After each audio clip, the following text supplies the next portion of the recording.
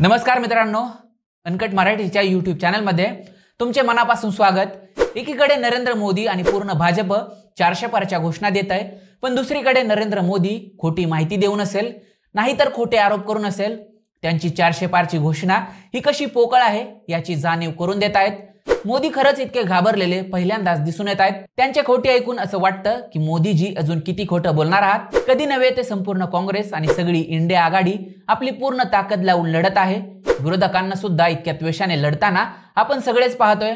विरोधकांकडून नरेंद्र मोदींवर नेहमीच खोटं बोलत असल्याचा आरोप केला जातो, पण यावेळी मोदी खोटं बोलण्याच्या सगळ्या मर्यादा पार करत आहेत। मुस्लिमांना संपत्ती देण्यापासून ते महिलांच्या मंगळसूत्रापर्यंत इतकं खोटं मोदी का बोलत आहेत आणि मोदी खोटं बोलायचं कधी बंद करणार ते आजच्या व्हिडिओमधून पाहणार आहोत। नमस्कार, मी प्रशांत आणि तुम्ही पाहताय अनकट मराठी। नरेंद्र मोदींचा 400 पारचा आकडा हा पूर्णपणे खोट्याच्या आधारावर टिकून आहे, कारण हा आकडा आताच्या परिस्थितीत शक्य नाहीये। मोदी आजकाल काँग्रेसच्या जाहीरनाम्यातल्या अशा गोष्टी उकरून काढत आहेत ज्या काँग्रेसच्या जाहीरनाम्यामध्ये नाहीतच। या व्हिडिओमध्ये मी तुम्हाला मोदींनी बोलून दाखवलेल्या खोट्या दाव्यांसोबतच त्या दाव्यांमागे नेमकं तथ्य काय आहे ते पण सांगणार आहे। मित्रांनो, लिस्ट खूप मोठी आहे, त्यामुळे व्हिडिओ शेवटपर्यंत पहा। दावा क्रमांक 1, काँग्रेस तुमची संपत्ती मुस्लिमांना म्हणजेच घुसखोरांना आणि जास्त मुलं असणाऱ्यांमध्ये वाटणार आहे। मित्रांनो, एकीकडे मोदी मुस्लिमांना घुसखोर म्हणत आहेत आणि दुसरीकडे मोदी सरकार वारंवार आमच्याकडे बेकायदेशीर घुसखोरीचा डाटाच नाही असं सांगतं।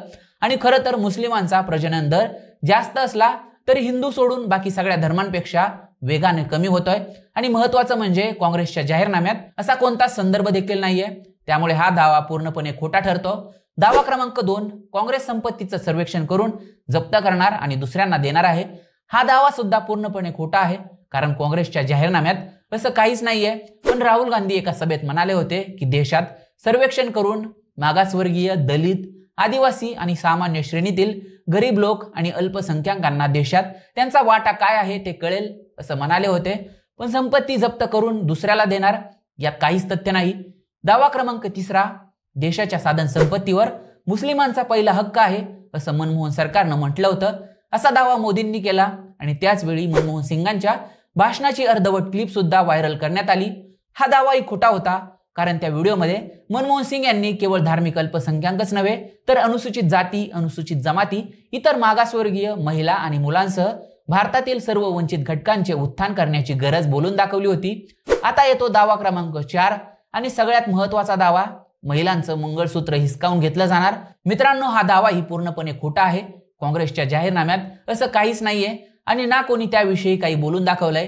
दावा क्रमांक 5, तुमच्याकडे 2 घरे असतील तर काँग्रेस त्यातील एक घर हिसकावून घेणार। पण काँग्रेसच्या जाहीरनाम्यात या संदर्भात एकच संदर्भ असा आहे ज्यामध्ये काँग्रेस सरकारी जमीन आणि जमीन कमाल मर्यादा कायद्याअंतर्गत अतिरिक्त जमिनीच्या गरिबांना वितरणावर देखरेख ठेवण्यासाठी एक प्राधिकरण स्थापन करेल असं म्हटलंय। पण एक घर हिसकावून घेणार यामध्ये काहीच तथ्य नाही। दावा क्रमांक 5, जेव्हा इंदिरा गांधी मरण पावल्या आणि त्यांचा मुलगा राजीव गांधी त्यांच्या हत्येनंतर मालमत्तेचे वारसदार होते, पण सरकारला मालमत्ता मिळू नये आणि मालमत्ता वाचवण्यासाठी पंतप्रधान राजीव गांधी यांनी वारसा कर रद्द केला। पण यात तथ्य काहीच नाही, कारण 1985 मध्ये तत्कालीन अर्थमंत्री व्ही.पी. सिंग यांनी जे रद्द केले होते ते मृत व्यक्तीच्या मालमत्तेवर आकारली जाणारी इस्टेट ड्युटी होती, वारसा कर नव्हे, जो मालमत्तेच्या वारसा मिळालेल्या व्यक्तीने भरायचा असतो।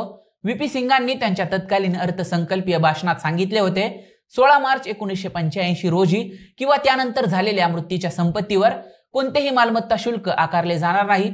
आणि महत्त्वाचं म्हणजे 31 ऑक्टोबर 1984 रोजी इंदिरा गांधींची हत्या झाली, त्यामुळे त्याचा फायदा राजीव गांधींना झाला नाही। त्यामुळे हा दावाही पूर्णपणे खोटा ठरतो। दावा क्रमांक 6, मोदींनी असा दावा केलाय की काँग्रेसला SC, ST आणि OBC या सगळ्यांचे आरक्षण हिसकावून घेऊन मुस्लिमांना धर्माच्या आधारावर आरक्षण द्यायचे आहे। नेहमीसारखाच हा दावा सुद्धा खोटा आहे, कारण काँग्रेसच्या जाहीरनाम्यात असं काहीच नाहीये। मित्रांनो, मोदींचं खोटं बोलायचं इथंच थांबत नाही, अजून खूप दावे मोदींनी केलेत। प्रत्येक दाव्याला व्हिडिओमध्ये घ्यायचं झालं तर कदाचित रात्र होईल, पण मोदींचं खोटं बोलायचं बंद होणार नाही। मोदी 400 पार करण्यासाठी अजून किती खोटं बोलणार आणि खरंच नरेंद्र मोदींचं 400 पारचं स्वप्न पूर्ण होणार का ते आम्हाला कमेंट बॉक्समध्ये नक्की सांगा। व्हिडिओ आवडला असेल तर शेअर नक्की करा आणि आपल्या अनकट मराठीच्या YouTube चॅनलला सबस्क्राइब नक्की करा। धन्यवाद।